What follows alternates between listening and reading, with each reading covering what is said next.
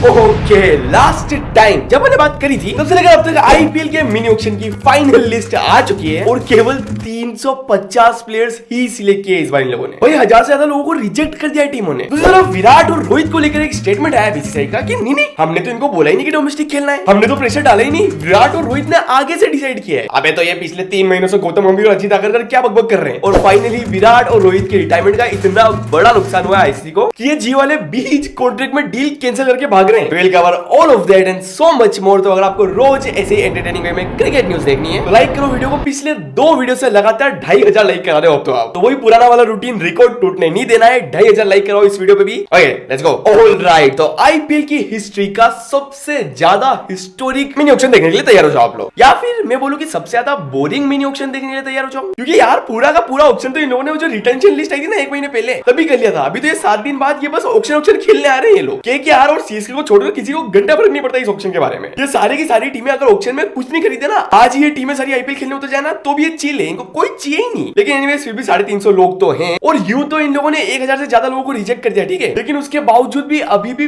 35 लोग ऐसे एक्स्ट्रा मंगवाए हैं टीमों ने जिन्होंने पहले रजिस्टर नहीं किया था। उनमें सबसे बड़ा नाम है क्विंटन डी कॉक। उन्होंने पहले रजिस्टर नहीं किया था, बाद में टीमों ने स्पेशली इनको बोला कि हमको आपको खरीदना है तो फिर उन्होंने वापस रजिस्टर किया। बाकी 16 तारीख को अबू धाबी में हो रहा है ऑक्शन, आप सबको बताइए 2:30 बजे शुरू होगा बाय द वे। और पहले कैप्ड प्लेयर्स आएंगे, बैट्समैन, फिर विकेट कीपर्स, फिर ऑलराउंडर्स, फिर आखिरी में बॉलर्स। ऐसे अलग अलग ग्रुप्स होंगे और फिर उसके बाद में अनकैप्ड प्लेयर्स। तो 7 दिन में ऑक्शन में मजे तो आएंगे। Anyways moving on, news number 2, Virat Kohli और रोहित शर्मा का डोमेस्टिक वाला लफड़ा। भाई देखो पूरी दुनिया को पता है कि पिछले 3 महीनों से गंभीर और अजीत आगरकर बस एक ही लाइन रट रहे हैं बार बार कि डोमेस्टिक खेलो, डोमेस्टिक खेलना पड़ेगा, डोमेस्टिक खेलोगे तो ही आप 2027 का ओडीआई वर्ल्ड कप खेलोगे, ठीक है। अपन सबको पता है ये वाली बात। तो विराट और रोहित ने भी सोचा होगा कि वहां हटाओ यार, खेल लेते हैं, कम से कम टीम में तो रख लेगा ये। ऑल्दो वो बात अलग है कि जो खेल रहे हैं उनको कौन सा टीम में रख रहे हैं लोग। शमी, करुण नायर, अजिंक्य रहाणे, सरफराज खान और भी नाम गिना सकता हूं मैं, सबके सब डोमेस्टिक खेल रहे, ठीक है। लेकिन कोई भी टीम में नहीं है। हाँ लेकिन विराट और रोहित को डोमेस्टिक खेलना ही पड़ेगा। दूसरे लोगों को हम नहीं ले रहे तो कोई बात नहीं, तुमको तो डोमेस्टिक के बाद ही लेंगे। तो ये क्लियर था ना कि गोती भाई और अजीत आगरकर प्रेशर डाल रहे हैं, वो आगे से फोर्स कर रहे हैं खेलने के लिए। लेकिन कल जब बीसीसीआई से पूछा गया कि क्या आप प्रेशर डाल रहे हो तो बीसीसीआई है, उन्होंने बोला कौन सा प्रेशर, हम तो देखो कोई प्रेशर नहीं डालते हैं, हम